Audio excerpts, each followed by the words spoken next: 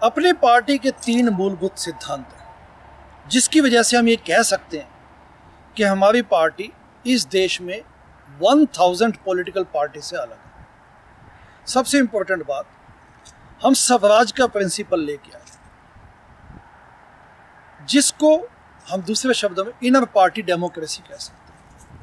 अपने भारतीय पॉलिटिक्स की प्रॉब्लम्स क्या है कि टिकटें और पद ऊपर से बढ़ते हैं, एसी रूम से बढ़ते हैं। इंदिरा गांधी के टाइम से ले लीजिए, आप दूसरी पॉलिटिकल पार्टीज ले लीजिए, कांग्रेस की तो कल्चर यही रही है, बीजेपी में भी ऐसे ही हुआ है।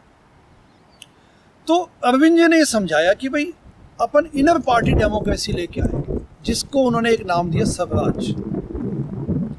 बड़ा अच्छा लगा। हाई कमांड कल्चर खत्म करेंगे। एक पुस्तक भी लिखी अरविंद जी ने, वो बांटी गई, हमने भी पढ़ी, हमने कहा अच्छी बातें लिखी। यूट्यूब पे वीडियो सर्कुलेट किए गए जिसमें कहा गया था कि वॉलंटियर्स डिसाइड करेंगे टिकट या पद, और उसको ऊपर से नहीं काटा जा सकता, यानी कि हाई कमांड कल्चर खत्म करेंगे। अब आज हम स्वराज के मायने में कहाँ खड़े? जो मेरे साथी यूएस पॉलिटिक्स को फॉलो कर रहे हैं आजकल, आप देखते होंगे कि रिपब्लिकन्स अपनी प्राइमरीज होल्ड कर रहे हैं और डेमोक्रेट्स अपनी प्राइमरीज होल्ड कर रहे हैं। एनआरआई साथी ध्यान से सुनो, रिपब्लिकन पार्टी में ही डोनाल्ड ट्रंप, रूबियो जी महाराज और टेड क्रूज आपस में लड़े जा रहे। लड़ मतलब खींचातानी नहीं, मुक्के नहीं चला रहे एक दूसरे में, वो चुनाव लड़ रहे आपस में कि टिकट मैं लेना चाहता हूँ, I am a better candidate than you. तो रिपब्लिकन नेशनल कन्वेंशन मुझे नॉमिनेट करे कि मैं प्रेसिडेंट का उम्मीदवार हूँ, ये अगले कुछ हफ्तों महीनों में डिसाइड हो जाएगा। उसी प्रकार से डेमोक्रेट्स में हिलरी क्लिंटन और बर्नी सैंडर्स जी महाराज आपस में लड़े जा रहे, कहते कि जी टिकट मुझे दीजिए। यहाँ टिकट नहीं बोला जाता है, नॉमिनेशन बोला जाता है। तो यानी कि डीएनसी, डेमोक्रेटिक नेशनल कन्वेंशन, कहती है ठीक है, आप दोनों में से जिसको सबसे ज़्यादा वोट मिलेंगे, जनता वोट देगी, उसको हम कैंडिडेट बना देंगे। यही सब व्याख्या, यही सब प्रकल्प हम अपनी पॉलिटिकल पार्टी में लेके आए थे।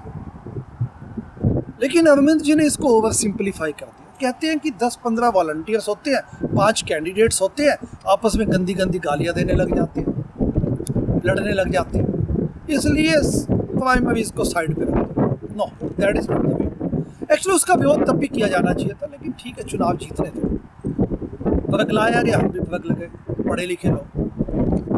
लेकिन अभी भी कुछ नहीं बिगड़ा। कोई ऐसा नहीं कि स्वराज हम अपनी पार्टी में वापस नहीं ला सकते, लेकिन जो ऊपर 4-5 लोग बैठे हैं जिनके हाथ में सब कुछ है, उनको थोड़ा सा स्टेट्समैन बनना पड़ेगा। अरविंद जी को स्टेट्समैन बनना पड़ेगा। अब पंजाब में देख लीजिए, इलेक्शन अभी काफ़ी समय, वहाँ मिशन बुनियाद या मिशन विस्तार के हिसाब से, स्वराज के हिसाब से काडर बनाइए ना, प्रदेश कमेटी बनाइए, किसने मना किया?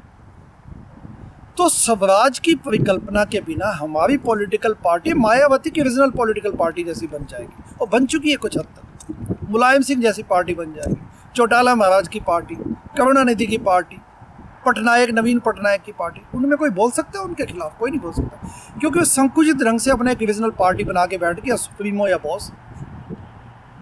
और दूसरी बात, शायद हम वंशवाद में नहीं घुसे अब, लेकिन अपनी पार्टी के आप अगर डायनामिक्स देखें तो हम दोस्तवाद में तो आ ही चुके हैं। दोस्तवाद आपको थोड़ा अटपटा लगेगा मेरा शब्द, स्वराज की बजाय दोस्तवाद आ चुका है।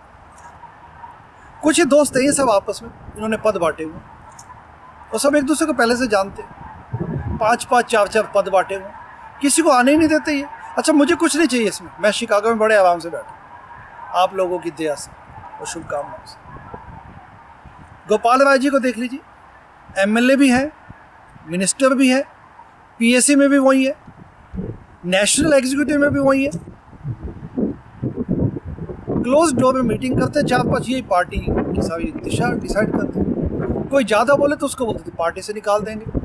महाराष्ट्र की अच्छी खासी यूनिट बनी हुई थी, मयंक गांधी जी को बोला कि आपको तो पार्टी से निकाल देंगे। नेशनल एग्जीक्यूटिव में शुरू से जुड़े हुए हैं पार्टी में, नेशनल एग्जीक्यूटिव के एक मेंबर है, वो कहते हैं हम पार्टी से निकाल देंगे।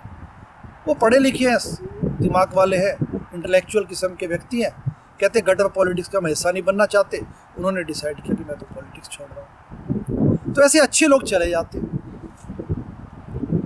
तो कहने का मतलब ये है कि जब तक हम स्वराज की परिकल्पना को हम लेटर एंड स्पिरिट में लागू नहीं करेंगे तो हमारी पार्टी जो देश बदलने के लिए आई थी वो नहीं बन पाएगी। और इसमें यह मत सोचा जाए कि मैं अरविंद जी को हेट करता हूँ। कुछ साथी कहते हैं आप हेट करने लग गए। हेट अरविंद जी और मेरा क्या मुकाबला है बताइए। वो अपनी जगह मतलब देश के एक नेता है, मैंने अपने ढंग से पार्टी की सेवा की, देश को समय दिया और खुलेआम दिया, किसी से पूछ के तो दिया नहीं।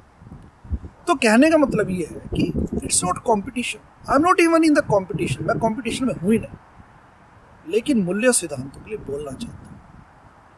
और मैं रेस में भी नहीं हूँ। मेरे जैसे मुंह फट आदमी को आप बताइए रेस में मैं हो भी नहीं सकता। अगर मैं भी समझदार अवसरवादी बन जाऊँ कि चलो अगले अभी चुनाव आने हैं, फिर टिकट मिल जाएगी या कोई ना कोई पद मिल जाएगा, तो मैं ये सब बातें ना बोलूँ। हमारी पार्टी में काफ़ी ऐसे अच्छे लोग बैठे हैं, वो सोचते चलो कोई बात नहीं, देखते हैं जैसे आगे समय आएगा। लेकिन समय के साथ जब आप मूलभूत सिद्धांतों से समझौता करेंगे तो समय